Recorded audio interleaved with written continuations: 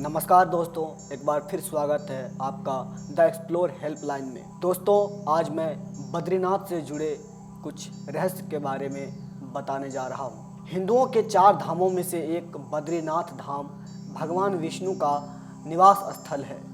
यह भारत के उत्तरांचल राज्य में अलकनंदा नदी के बाएं तट पर नर और नारायण नामक 2 पर्वत श्रेणियों के बीच स्थित है। गंगा नदी की मुख्य धारा के किनारे बसा यह तीर्थ स्थल हिमालय में समुद्र तल से 3050 मीटर की ऊंचाई पर स्थित है। तो आइए जानते हैं इसके कुछ रहस्य के बारे में। हिंदुओं के 4 धाम तीर्थ स्थल के नाम है बद्रीनाथ, द्वारिका, जगन्नाथ और रामेश्वरम। ये 4 धाम प्रमुख हैं, लेकिन जब व्यक्ति बद्रीनाथ दर्शन करने जाता है तो उसे गंगोत्री, यमुनोत्री और केदारनाथ के भी दर्शन करना चाहिए। इन चारों को मिलाकर छोटा 4 धाम कहा गया है। केदारनाथ को जहां भगवान शंकर का आराम करने का स्थान माना गया है, वहीं बद्रीनाथ को सृष्टि का 8वां वैकुंठ कहा गया है, जहां भगवान विष्णु 6 माह निद्रा में रहते हैं और 6 माह जागते हैं। यहाँ बद्रीनाथ की मूर्ति शालिग्राम शिला से बनी हुई है, चतुर्भुज ध्यान मुद्रा में है। यहाँ नर और नारायण विग्रह की पूजा होती है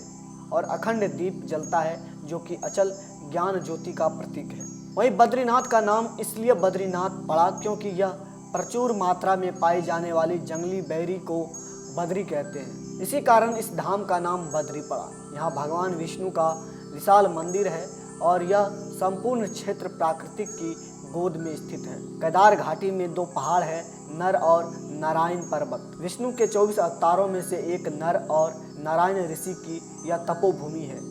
उनके तप से प्रसन्न होकर केदारनाथ में शिव प्रकट हुए थे। दूसरी ओर बद्रीनाथ धाम है, जहाँ भगवान विष्णु विश्राम करते हैं। कहते हैं कि सतयुग में बद्रीनाथ धाम की स्थापना नारायण ने की थी। भगवान केदारेश्वर ज्योतिर्लिंग के दर्शन के बाद बद्री क्षेत्र में भगवान नर नारायण का दर्शन करने से मनुष्य के सारे पाप नष्ट हो जाते हैं और उसे जीवन मुक्ति भी प्राप्ति हो जाती है। इसी आशय को शिव पुराण के कोटि रुद्र संहिता में भी व्यक्त किया गया है। पुराणों के अनुसार भूकंप, जल प्रलय और सूखे के बाद गंगा लुप्त हो जाएगी और इसी गंगा की कथा के साथ जुड़ी है बद्रीनाथ और केदारनाथ तीर्थ स्थल की रोचक कहानी। भविष्य में नहीं होंगे बद्रीनाथ के दर्शन, क्योंकि माना जाता है कि जिस दिन नर और नारायण पर्वत आपस में मिल जाएंगे, बद्रीनाथ का मार्ग पूरी तरह बंद हो जाएगा।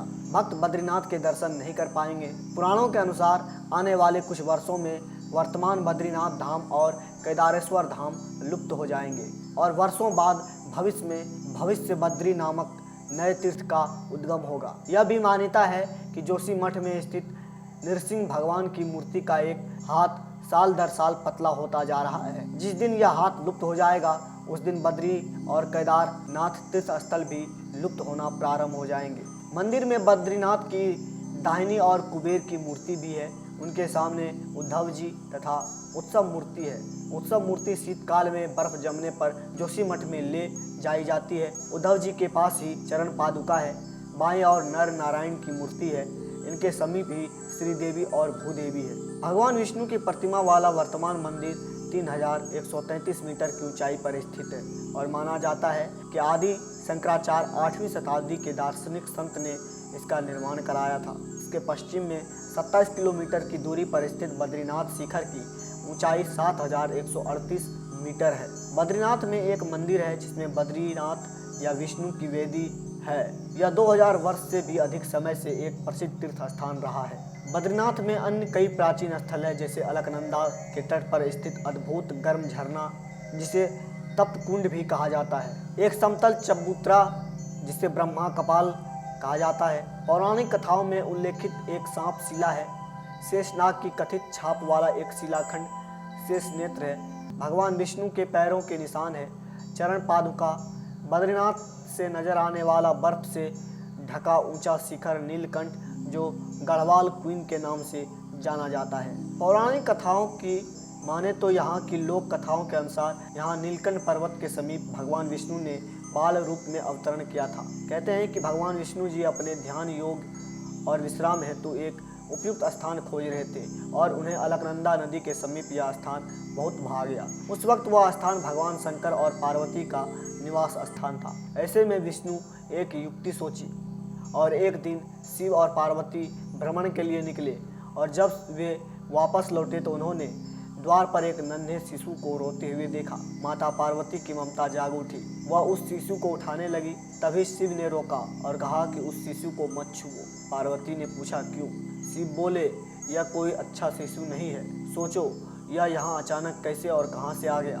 दूर तक कोई इसके माता पिता नजर नहीं आते। यह कोई बच्चा नहीं बल्कि मायावी लगता है। लेकिन माता पार्वती नहीं मानी और वह बच्चे को उठाकर घर के अंदर ले गई। पार्वती ने बच्चे को चुप कराया और उसे दूध पिलाया। फिर वह बच्चे को वहीं सुलाकर शिव के साथ नजदीक के एक गर्म झरने में स्नान करने के लिए चली गई। जब ये दोनों वापस लौटे तो उन्होंने देखा कि घर का दरवाजा अंदर से बंद था। पार्वती ने शिव से कहा कि अब हम क्या करें? शिव ने कहा, यह तुम्हारा बालक है, मैं कुछ नहीं कर सकता। अच्छा होगा कि हम कोई नया ठिकाना ढूंढ लें, क्योंकि अब दरवाज़ा नहीं खुलने वाला है और मैं बलपूर्वक इस दरवाजे को नहीं खोलूंगा। कहते हैं कि शिव और पार्वती वह स्थान छोड़कर केदारनाथ चले गए और वह बालक जो भगवान विष्णु थे वहीं जमे रहे। इस तरह भगवान विष्णु ने जबरन बद्रीनाथ को अपना विश्राम स्थान बना लिया।